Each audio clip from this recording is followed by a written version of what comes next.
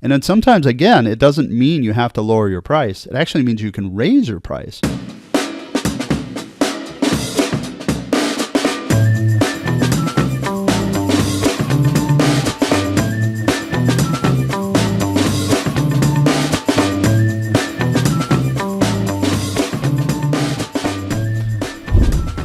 Hey everyone, welcome back to Local SEO Tactics. Jesse Dolan with Bob Brennan.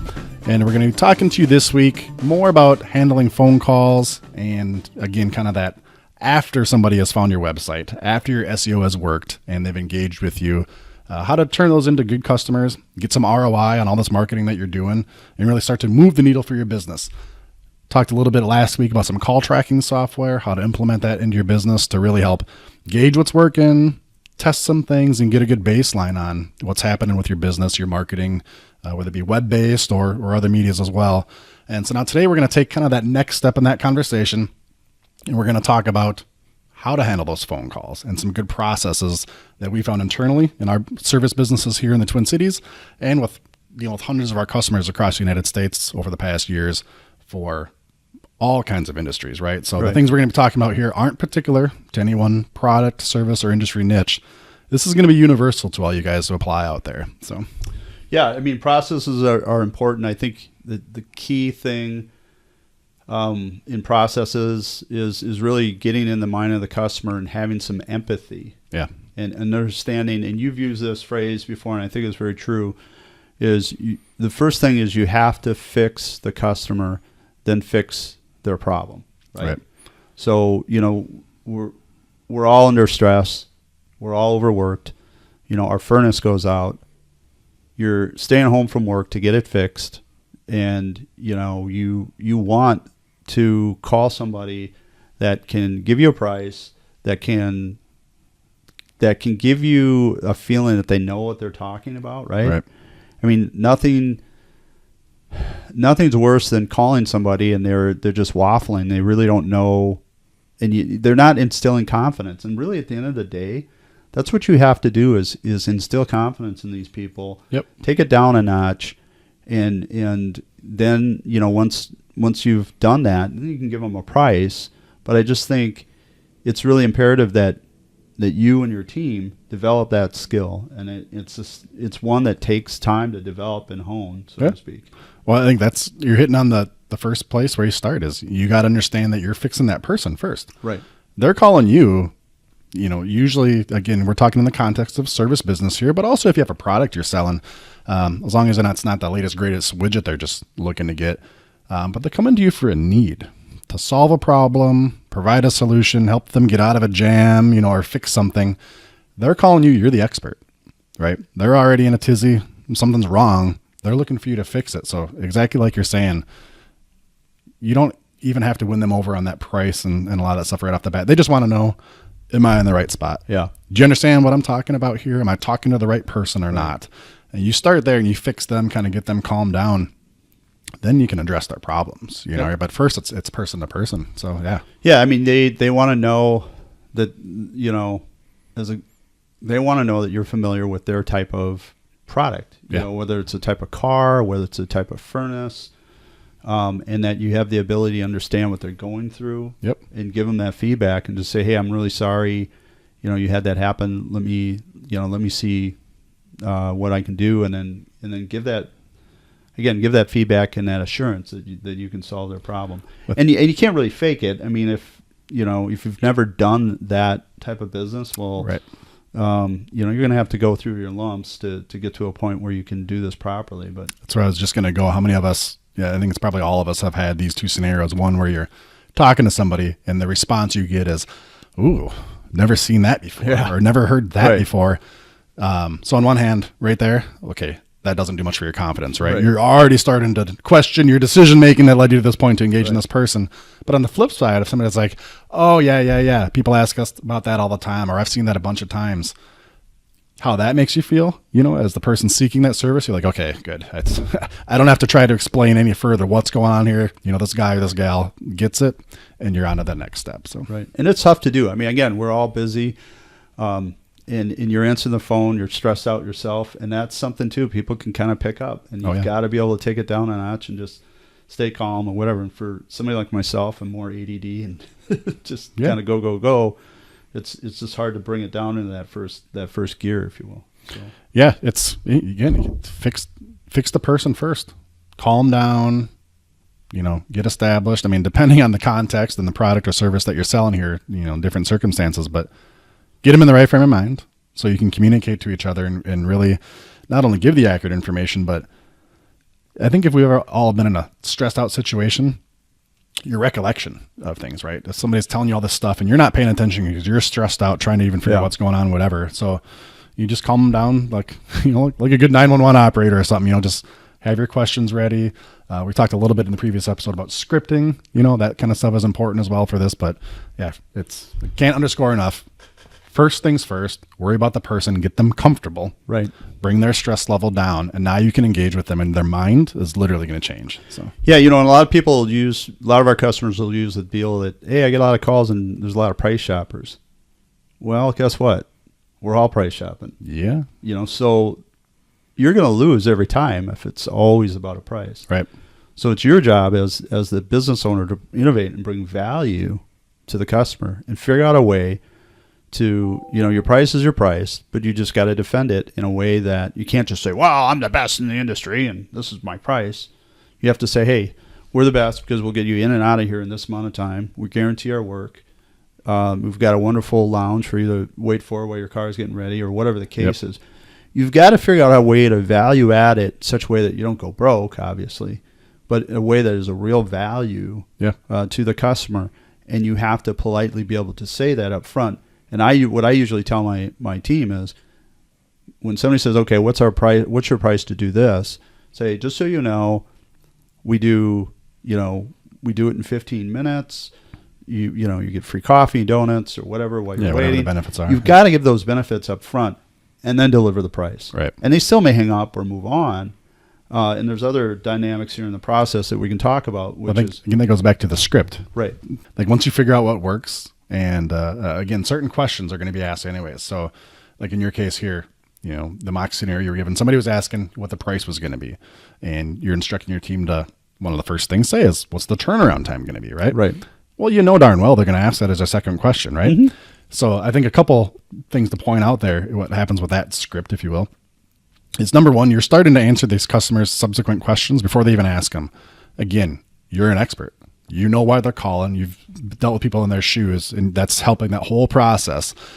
Secondly, if they truly are just price shoppers looking for that lowest bottom end price, you want to give that distinction. What makes you different? Because they're going to call around, and for most industries, I mean, come on, the prices aren't like crazy different across the board for business to business. This is your shot to tell them what makes you different. It's gonna be a little weird. Again, we talked last episode about call tracking and scripting. It's going to be a little weird. It sounds forced at first. When somebody asks you for price, your initial reaction is just to tell them price. Instead of saying, well, here's how long it takes and here's what we do, and while you wait, that sounds a little artificial. But trust us, it's well worth the effort. When you listen to these calls back, if you're doing the call recordings, you're going to hear how these customers engage and respond. And you might cringe a little bit at first, like, it's taking us 20 seconds to get to the price. You're going to have so many customers that are happier. The phone calls are going to be shorter because these other questions they would have been asking, they already got the answer for, and it really kind of disarms them. That's not maybe the right words I'm looking for, but it kind of, again, just brings that stress level down even another notch. So psychologically, they're interviewing you, right? Yeah, right. I mean, they're asking for price, but really, psychologically, they're seeing, do you really know what you're doing? Right. And they want to know that they're taking, their problem to the right person. Right. And so that's really kind of the reason you want to do that is if you can answer a person's questions before they even ask them, that's an indication you know what you're doing. Right. And that's the big question you need to ask yourself. If you're not converting these, why am I not converting them? Well, you're not answering their real problem before they even ask it. Right. And I know it's kind of woo-woo, but it's really, you really got to get into that. And that's by listening to their calls. You'll begin to see a common thread. What questions are they asking it? Yep. How, and when you do answer that question, are you answering it the way they want to hear it? No, we're not. Okay, what do we got to do to adjust to that? And then sometimes, again, it doesn't mean you have to lower your price. It actually means you can raise your price. Yeah. Because if people, if people want their car fixed. If you're getting all these calls where people want their car fixed now, and you find this common theme, well, give it to them, fix it now, but double the price, or increase the price, or whatever the case is. Yep. At least experiment with that, and that's where you're going to go through this process of saying, what if we do this? What if we lower our price? What if we raise our price? And what are the results? I think too on that particular topic and handling these calls of price, which again, it's going to be a part of every conversation. When we say that we're all price shopping, it doesn't mean we're all seeking the lowest price. Right. It means we all want to darn well know what the price is going to be, though, right? Like we all want to know what we're going to pay. So in that effect, we're all price shoppers. A very good tip that we give all of our customers and our teams internally here is price check the competition. Because another layer you can add to this, if I call Bob how much to fix my car and he tells me, it's $200, okay, that's one thing. Now, if he tells me we're going to charge you $200 and we're going to turn that around in 12 hours for you, and all the other local shops around here, their prices are going to be between $200 and maybe $250, but XYZ, or but ABC or things like that. Again, these customers are probably, not always, if you knock their socks off, they won't, but probably they're going to call to some other places. Mm-hmm. Now, put yourself in the scenario of that customer. If maybe you weren't the cheapest price, but you made them feel good, you answered their questions ahead of time, and you gave them a real quick snapshot of the industry, the local industry, I should say. And then when they call those places and they corroborate what you just said, like, holy cow. I'm just going to call them back. Those guys really knew what they were talking about. Yeah. You've impressed them on kind of every level you could. Again, falling back on the script for that, it is very important to make sure you're always communicating those points on every call. Whoever took it did an all-star job, right. But if you can add that layer of what the competition's doing or what their expectations can be when they call around, that might help. Now, you might still get some people that are, just battle axes on the phone and I'm just going to, you don't tell me what to do. I'm going to call around anyways. Okay, great. Right. Maybe you didn't want them to come in anyways. I don't know, but definitely try to add that to your repertoire. We tell people, do it once a month. You don't have to call every day to see what the competition's charging unless you're in some kind of weird market where prices change every day, but just be aware of what the competition's doing. And one last, I'll let you get into your next point, Bob. I'm sure you got more, but one last thing I want to put an asterisk is don't call the competition that you know personally. Go to Google, do a search for your product and service. Yep. Do a search for your product and service and call the people that show up in that same searches that you are, because your customer isn't going to call the people in the industry because, they know the industry like you do. They're going to call the people that's on that page staring them in the face, right? So don't go by your own judgment on who you should be calling. Get literally in the mind of that customer. Get on the other end of that keyboard, do that search, and call those people, because that can change. There may be somebody new in the last 6 months that you're unaware of that just opened up shop. That's your competition. You haven't known about them, Yeah, and to that degree too, by doing that, you're going to find out if there's let's say a new upstart or whatever the case is. Guess what? What can you do about it? You can change your script. Yeah. You can say, hey, we've been around for 30 years. Right.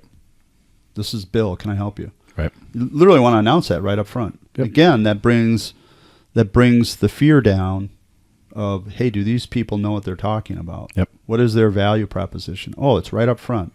Been doing this for 25 years or whatever the case is.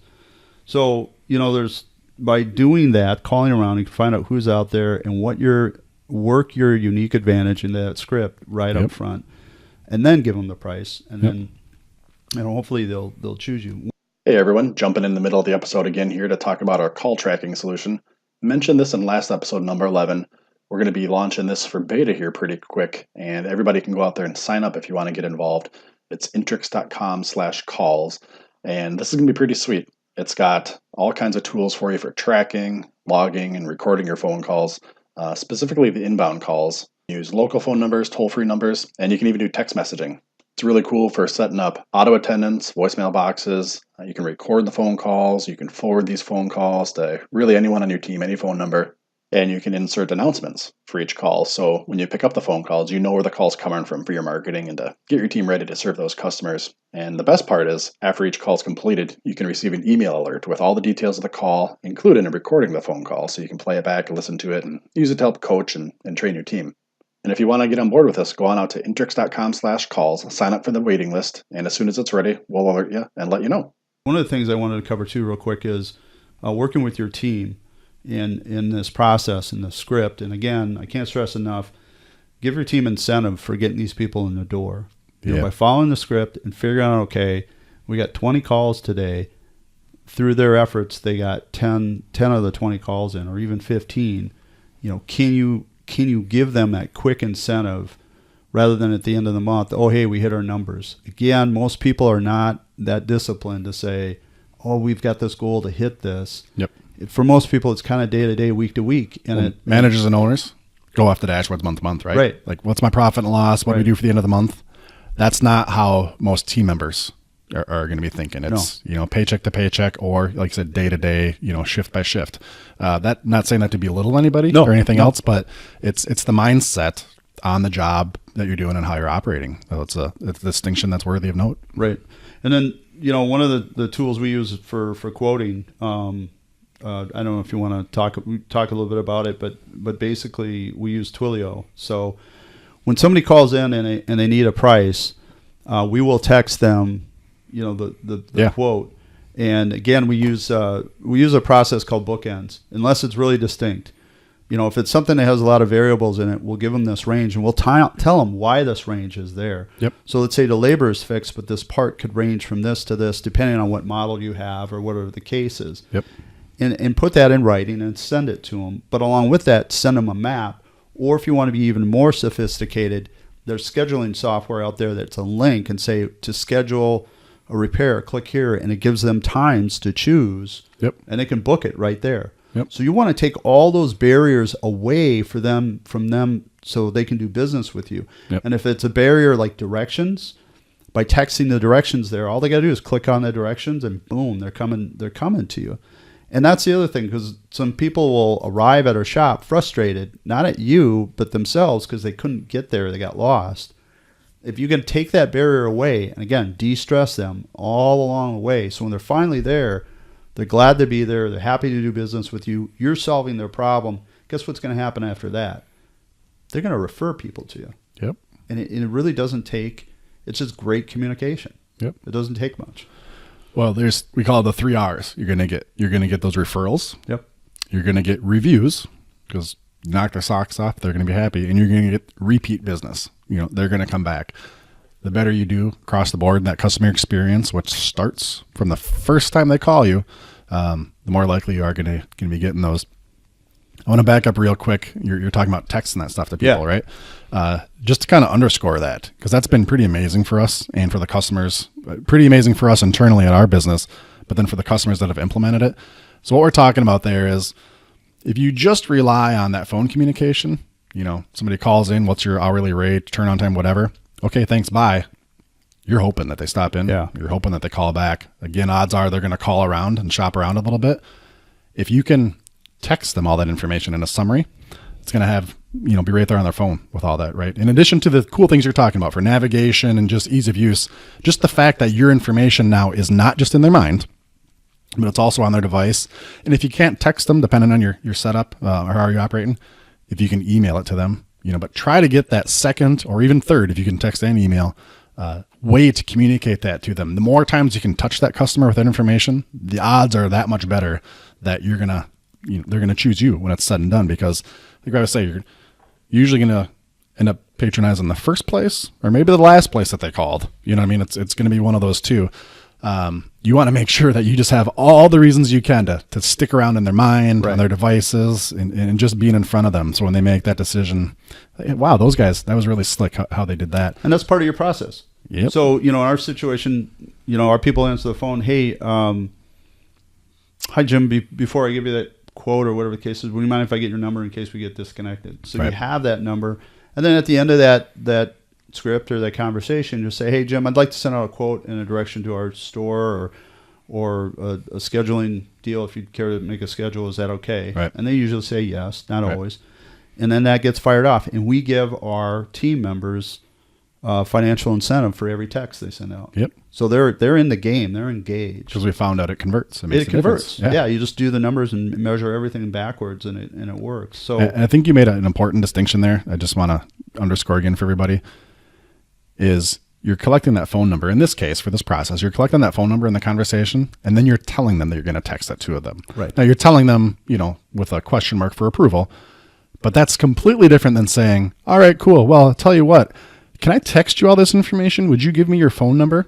I mean, You're not going to, it's is not it going no? to happen. No. I'm Right. cool. I'm cool. Right. But, and again, we're Minnesota nice, right? So maybe it's a little different on the East Coast for all you folks out there or whatever, where people will just say, no, don't do that anyways. But up here, we found when we collect that phone number through the conversation, and then on the bottom end of that call, just say, hey, I'm going to text you all this. Is that cool? They say, oh yeah, sure. Great.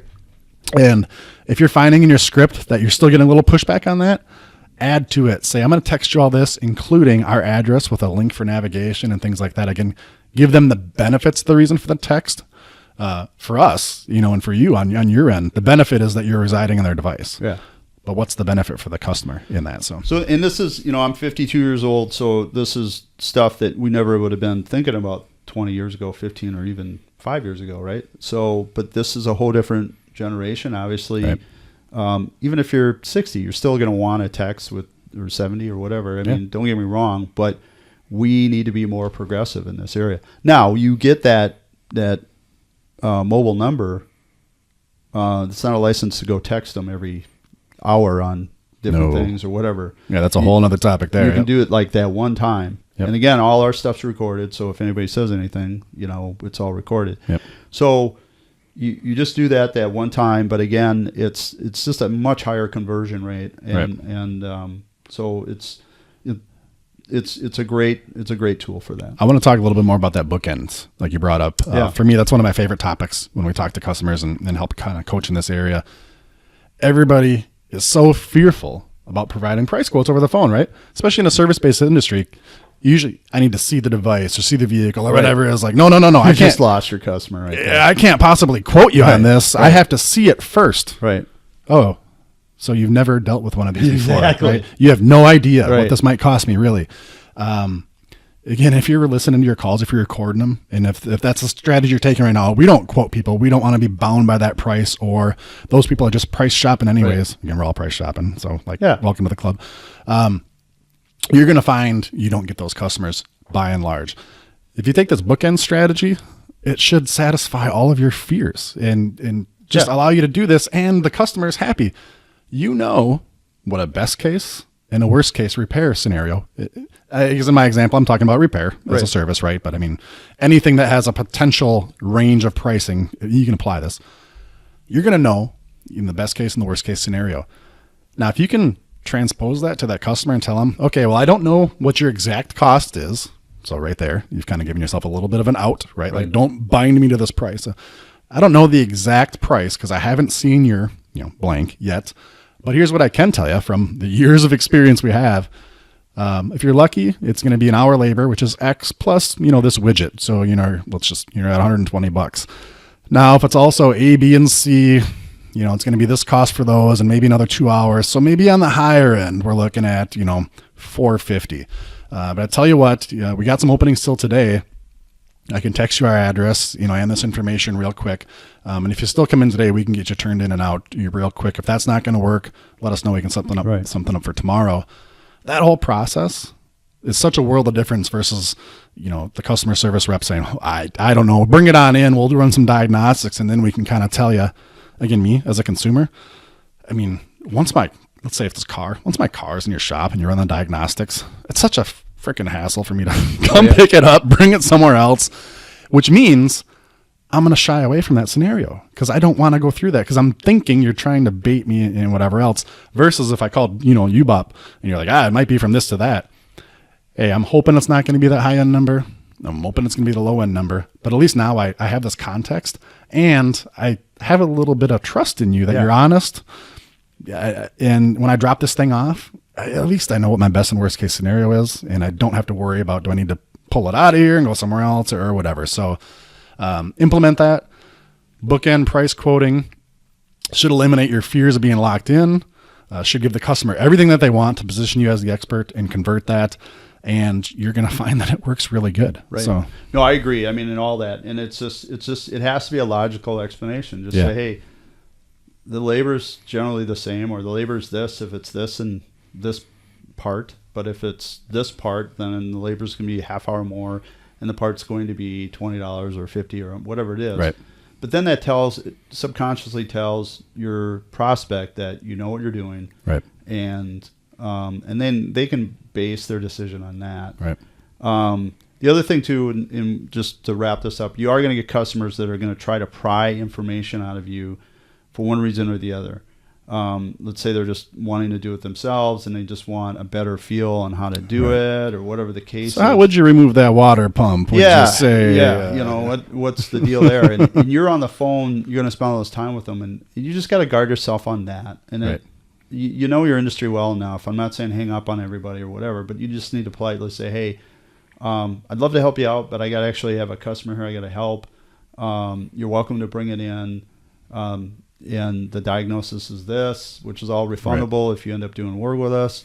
You know, those kind of things, and saying, hey, do you want to schedule something or not? If not, I'm sorry, I have to go and help this customer at this time. Right. So you're busy, right? So you're not necessarily a bad guy. You're busy Right. and you got to move on. You're not just saying, we don't do free tech support. Goodbye. Yeah, and that's something you're going to have to filter and whatnot. Right. But it's one of those things that, you know, again, as business owners, we're busy. We all have to manage our time, and unfortunately, we can't afford to give stuff away for free. Well, I think that also speaks to, again, for being time and efficient.